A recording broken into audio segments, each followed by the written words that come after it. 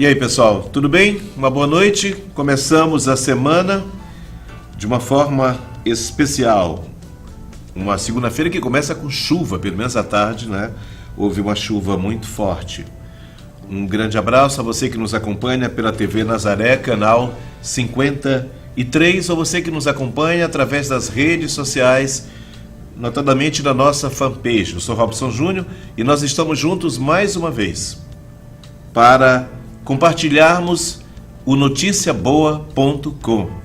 Muitas coisas têm acontecido, muitas palavras têm sido ditas, muitos gestos têm sido feitos. A pergunta que se faz nesse começo de manhã: será que você seria capaz de se orgulhar de um quadro que você pintou? Calma, não estou falando do quadro das tintas e dos pincéis. Se nós transformássemos cada dia da vida de cada um de nós em um quadro, ao final de cada dia nós teríamos um quadro pintado.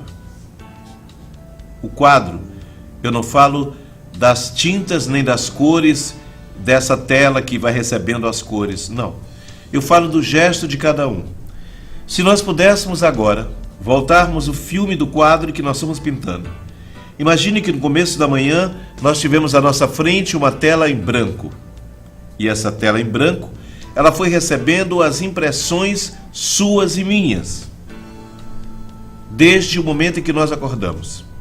No contato com o irmão, com o parente, com o vizinho, com um colega de trabalho, com alguém no ônibus, com alguém numa estação de trem, com alguém num desses terminais de integração, numa faculdade, na rua, numa praia, onde quer que você esteja. Imaginemos as cenas que nós estamos realizando. E nós estamos agora, talvez você me acompanhe pela TV, não sei o momento que você está me ouvindo ou me acompanhando. Mas se você voltasse agora, pudesse voltar, como naqueles efeitos especiais de TV, voltasse as imagens de trás para frente do seu dia, desde o momento em que você acordou até agora, e colocasse em exposição esse quadro, será que você iria se orgulhar do quadro que pintou? Ou será que você se sentiria, como eu me sinto às vezes, um pouco envergonhado pelo que fiz, por aquilo que deixei de fazer?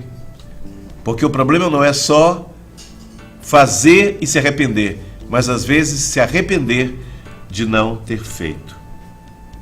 O noticiaboa.com quer fazer essa reflexão com você nesse começo de programa. No final da vida, todos nós vamos avançar. A vida não cessa, o tempo não para, e nós temos a certeza de que um dia voltaremos para o colo de Deus. Imaginemos que Deus, à nossa frente, diga: tragam aqui os quadros do Robson. Já pensou? Deus, ali num salão imenso, manda que alguém traga os quadros de cada dia da minha vida. Deus do céu, só de imaginar já dá arrepios. Mas sabe qual é o bom de tudo? É que todos os dias, nós, filhos de Deus, temos um novo quadro a ser pintado. É como se a gente recebesse uma tela em branco, e ali nós vamos colocar as impressões, os nossos sentimentos, que serão observados no final do dia e depois no final da vida. Queremos deixar esse começo de reflexão para a gente nesse noticiaboa.com. E tomara que todo final do dia a gente possa dizer: poxa, hoje tem notícia boa para se escrever no grande livro da vida. O grande livro da vida, todos os dias, recebe esse nosso quadro que é guardado para o juízo final. E que nós possamos nos orgulhar e sorrir. E que não entremos naquele momento de choro e de ranger de dentes. Porque se a gente pensar bem, tem dias em que a gente chega no final do dia e a gente não se orgulha nada daquilo que fez. Tomara que você, nesse momento que me acompanha, não esteja no meio dessas dores, desse choro, ou ter feito algo de que você se arrepende, ou está se arrependendo de não ter feito algo quando o seu coração dizia que era isso que você devia fazer. O noticiaboa.com já está no ar. No programa de hoje, nós, logicamente, traremos a reflexão do Evangelho. Hoje é dia de São Bento, uma história singular. Uma história singular. Nós vamos acompanhar hoje no programa alguns momentos da missa especial que aconteceu na paróquia de São João Batista, na Igreja do Centro, que você sabe muito bem. Afinal de contas, São Bento, quem é, a importância dele, a devoção a São Bento, como acontece. Para vocês terem uma ideia, aquilo que ele falou há quase que em 1500 anos atrás, ainda hoje rege uma série de regras, tá certo? Ainda nos mosteiros espalhados pelo mundo inteiro. Uma experiência fabulosa. Um homem que praticamente cavou o próprio túmulo. Foi lá e cavou com as próprias mãos. Depois ele olhou para lá, ergueu as mãos para o céu e voltou para o colo de Deus. Um homem muito especial. As regras que ele colocou para os mosteiros ainda hoje inspira uma série dessas instituições espalhadas pelo mundo inteiro. Nós vamos saber um pouco sobre ele através das palavras do padre Heitor Moraes, nessa missa especial que aconteceu na paróquia de São João Batista. A gente vai saber também de umas regras que são muito importantes. Já falamos aqui sobre essas questões relacionadas com o trânsito, esse tráfego nas BRs. Quantas pessoas perderam suas vidas, não é? Então, ao longo dos anos, os homens vão aperfeiçoando os transportes para que as vidas possam ficar, digamos, mais preservadas. A gente vai falar um pouco sobre isso e sobre novas regras que já estão estabelecidas para as MAs, as BRs, não é? Eu digo MA aqui pra gente, né? No Maranhão. Por exemplo, você que circula dentro da Via Expressa, a Via Expressa é uma MA. Você sabia disso? Não, mas não fica dentro da cidade? Pois é, mas ela é uma MA. Quem vai para Maiobinha, quem passa pelo Araçagi, estão dentro de MAs, tá certo? Que são essas vias de acesso que agora recebem leis especiais quanto ao uso dos faróis. A gente vai falar aqui no programa. Hoje também nós vamos saber sobre essas reflexões. Francisco nos faz uma reflexão muito forte. Aconteceu no domingo no Vaticano. Sem obras, a fé é morta. Ele nos chama a atenção da importância da atitude do bom samaritano. Mas ele não está falando daquele bom samaritano de lá, dos tempos de Jesus. Não. Ele está falando agora, das ações de agora, das vezes que nós viramos o rosto. Vale para mim primeiro. A gente passa por aí, é o mendigo na esquina que ergue a mão, a gente finge que não vê. É uma criança que estende a mão, a gente finge que não vê. É um aleijado que estende a mão e a gente finge que não vê.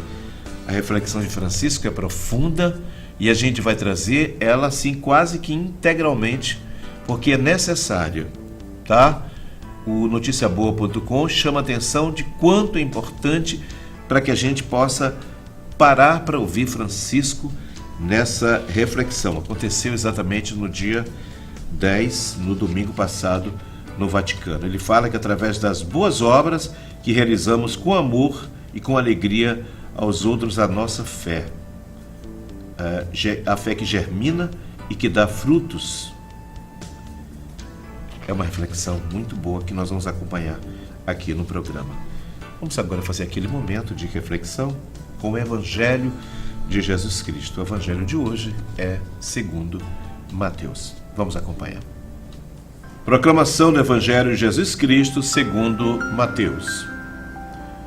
Naquele tempo, disse Jesus a seus discípulos: Não penseis que vim trazer a paz à terra. Não vim trazer a paz, mas sim a espada. De fato, vim separar o filho de seu pai, a filha de sua mãe, a nora de sua sogra. Os inimigos do homem serão seus próprios familiares.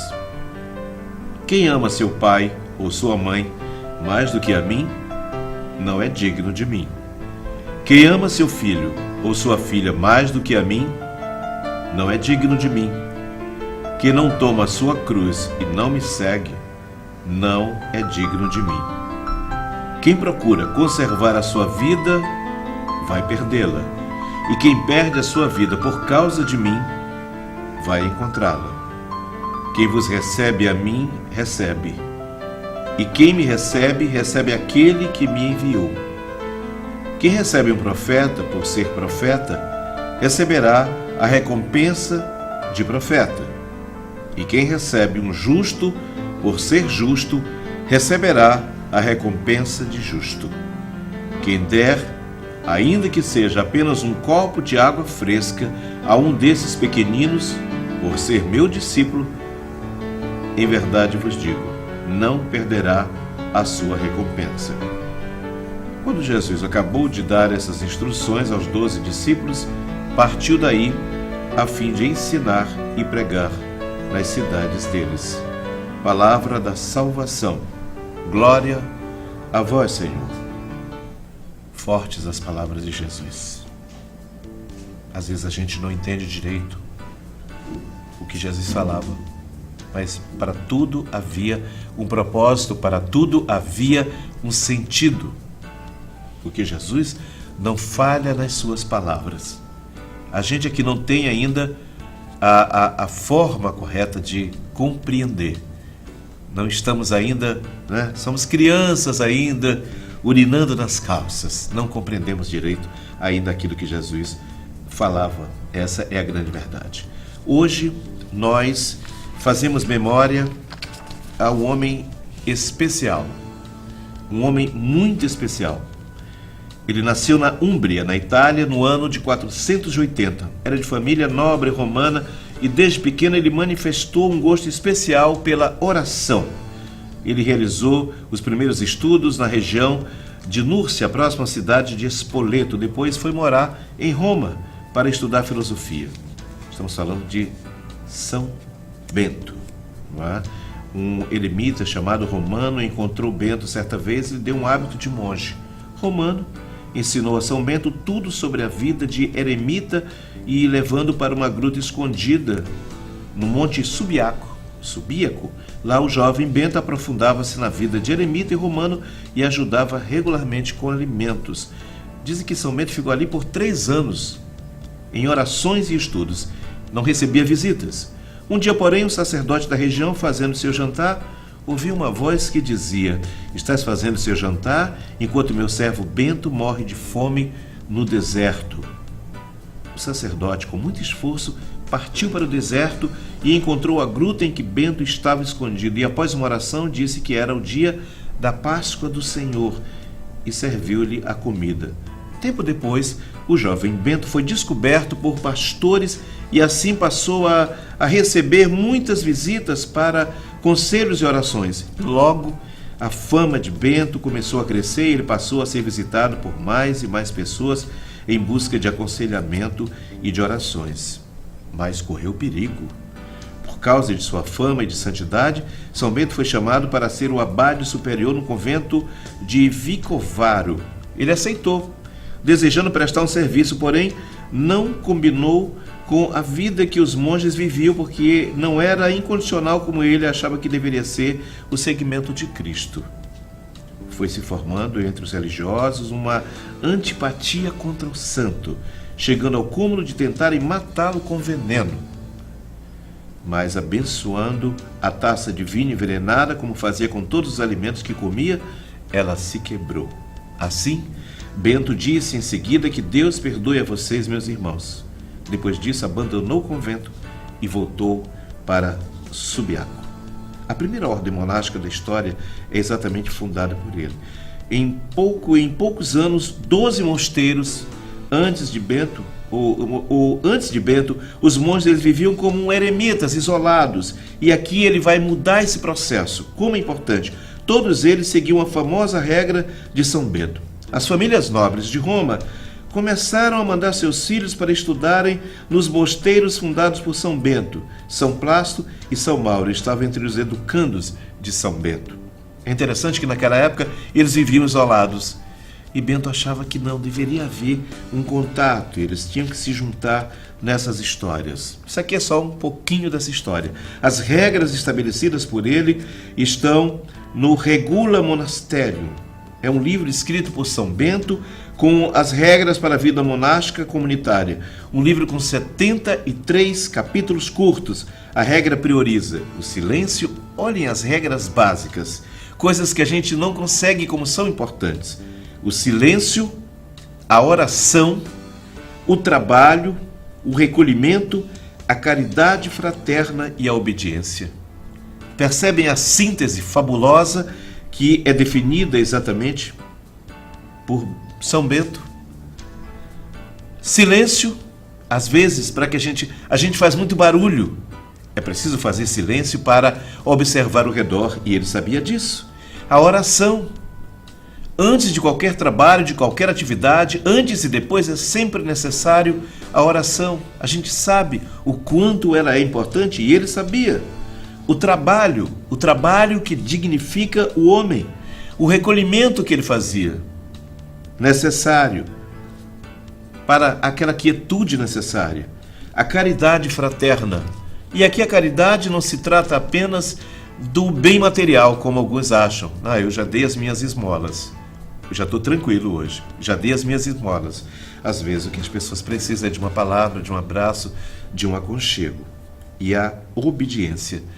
Esses itens faziam com que nascesse assim a famosa Ordem dos Beneditinos, ou a Ordem de São Bento, que permanece viva e atuante até hoje, seguindo a mesma regra escrita há mais de 1500 anos.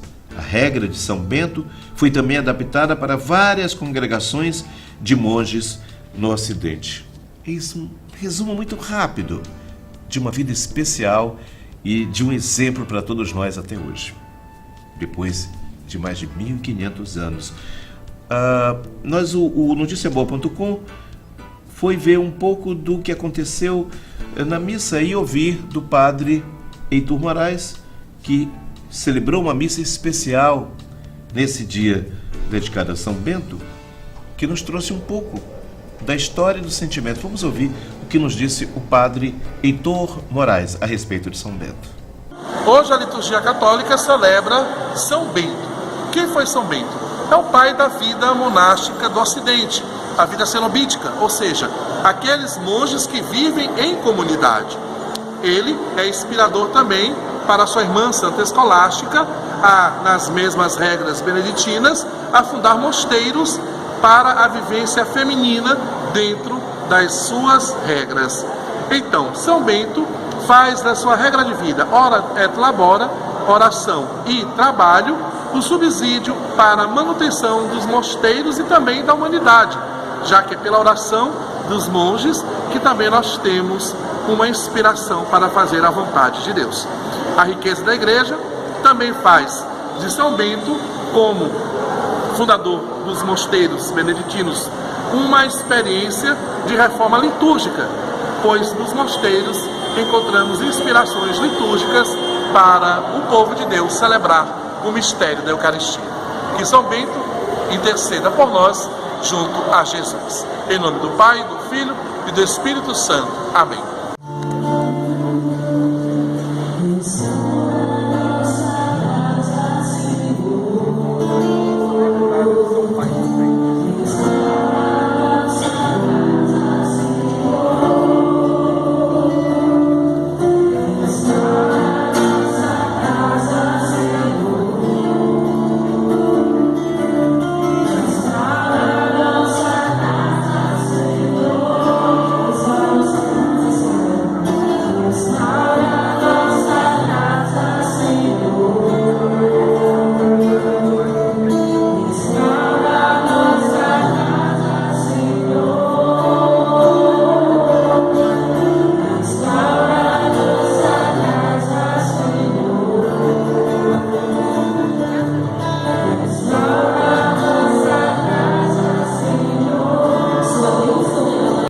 Ouviram? Essa missa aconteceu na igreja de São João Batista, paróquia de São João Batista. Com essa explicação do padre Heitor Moraes, nós encerramos a primeira parte do nosso noticiaboa.com, hoje um pouco mais refletindo essas questões desse santo tão importante. Depois de 1500 anos, continua ainda pontuando muitas das nossas vidas pelo mundo inteiro. Nós vamos ao intervalo comercial e voltamos já já com o noticiaboa.com.